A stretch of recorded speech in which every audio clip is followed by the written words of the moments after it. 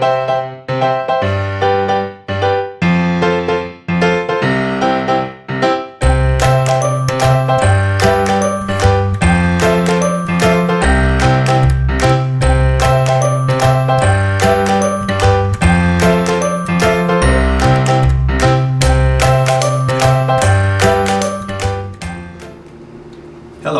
my name is Dr. Frederick Covington, and I'm an occupational therapist. Welcome to another edition of OT to Me.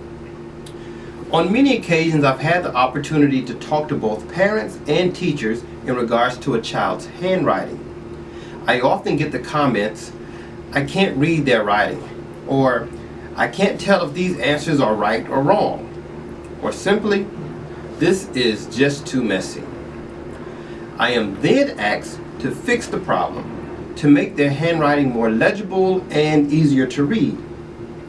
Now, on the surface, one may think, okay, tell them to slow down and take their time when writing.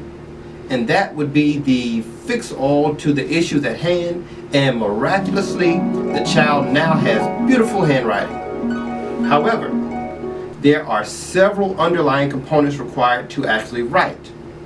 These are essentially what I like to call the building blocks or the foundations of writing. So before trying to fix the overall problem of poor handwriting, I assess these components separately. And those components are range of motion, strength, endurance, visual acuity, visual perception, visual memory, motor coordination, and visual motor integration, and in addition to motor planning. Now, let's briefly look at each component.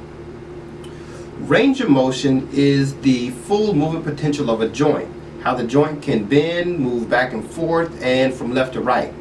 Here, I would look at the fingers, the hand, the wrist, the neck, the back, and looking at core stability. Then there's strength. This is simply the muscles' available power to perform a task. You have endurance, and this is the ability to exert oneself and remain active over an extended period of time. Here I look at if there are any changes in handwriting over time while the child is completing a solitary writing task. There's visual acuity, which commonly refers to the clarity of vision. How well can he or she see what they're doing? Does the child wear glasses, or are there any visual issues or impairments? There's visual perception, and this is the ability to appropriately process visual input one is receiving. You have visual memory.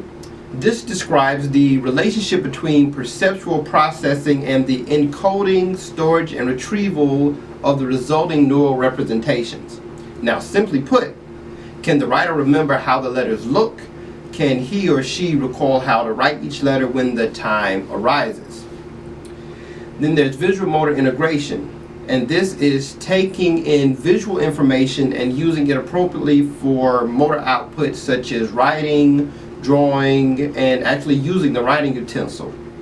And lastly, there's motor coordination, and this is the skill control of motor movements. Now, with all of this foundation, good handwriting is built.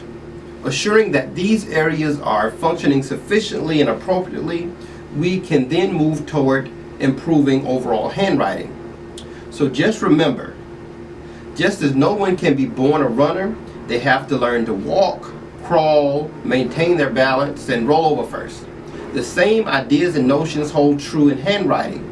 One cannot just become an excellent handwriting without the foundation present. I'm Dr. Frederick B. Covington. Thank you for joining us for this edition of OT to Me, and we'll be seeing you next time. Take care.